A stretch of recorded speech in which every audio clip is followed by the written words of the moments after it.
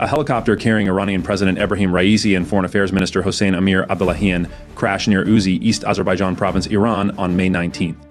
It's unclear whether Raisi and Abdollahian survived. If Raisi died, First Vice President Mohammad Mokhber would temporarily serve as president per the Iranian constitution. Mokhber, Parliament Speaker Mohammad Bagher Ghalibaf, and Judiciary Chief Gholam Hossein Mohseni Ejeh would organize a presidential election within 50 days.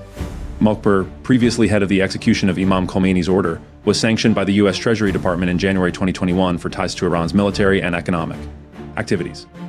Supreme Leader Ali Khamenei wields ultimate decision-making authority in Iran, but Raisi still holds significant power. Raisi is the deputy chairman of the Assembly of Experts, a key entity responsible for monitoring the Supreme Leader and selecting his successor. Recently re-elected to the Assembly, Raisi represents South Khorasan Province. Additionally, Raisi is a member of the Expediency Discernment Council, the Supreme National Security Council, and other influential bodies. His various roles underscore his importance within the regime. Raisi's death would impact succession plans, though Khamenei remains the pivotal figure in Iran's political landscape. Raisi's death would have serious implications for Iran's Supreme Leader succession. Raisi is a top contender to succeed Khamenei alongside Khamenei's son, Mojtaba.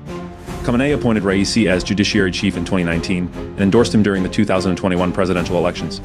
The next days will be crucial in reshaping Iran's political dynamics. Supreme Leader succession would shift Iran's current trajectory toward more aggressive domestic and regional policies. While Raisi's death would alter the immediate power structure, Khamenei's influence remains central, guiding the regime's overarching strategies and maintaining the established order amidst potential transitions. Israeli War Cabinet Minister Benny Gantz threatened to leave Israel's coalition government if a new Gaza strategy isn't approved by June 8th. Gantz advocates for prioritizing hostage release over Hamas destruction and allowing northern Israeli residents to return home by September 1st. He also calls for Israeli security control in Gaza and a civilian administration excluding Hamas and Palestinian Authority President Mahmoud Abbas. Gantz supports an Israel-Saudi Arabia normalization deal, opposing Hamas battalions in Gaza and advocating for Palestinian Authority involvement. Prime Minister Netanyahu's response highlights the tension within the coalition on handling the Gaza conflict. Palestinian militias have launched multiple indirect fire attacks from Gaza into Israel since May 18th. The IDF reported a rocket landing in the Mediterranean Sea near Ashkelon and additional rockets fired at Sderot. Militias such as the PIJ and the Democratic Front for the Liberation of Palestine, both aligned with Hamas, are actively participating. The IDF continues operations in Jabalia and Rafah, engaging Palestinian fighters with airstrikes and ground assaults. Tensions remain high as both sides prepare for potential escalations, impacting the civilian population in the region and straining international diplomatic efforts to mediate peace.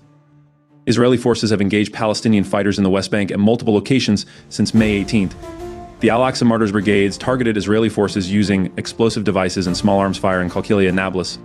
Israel's Central Command conducted a training exercise to prepare for extreme scenarios in the West Bank, simulating terrorist incidents and other complex operations.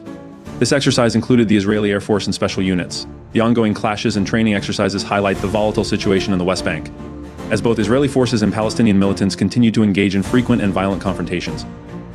Iranian-backed militias, including Hezbollah, have conducted at least 11 attacks on northern Israel since May 18th. The IDF intercepted a suspicious aerial target from Lebanon and bombed Hezbollah fighters near a military building in Maroun al-Ras, southern Lebanon. The militias aim to deter Israeli ground operations into Lebanon, prepare for prolonged conflict, and expel U.S. forces from Syria.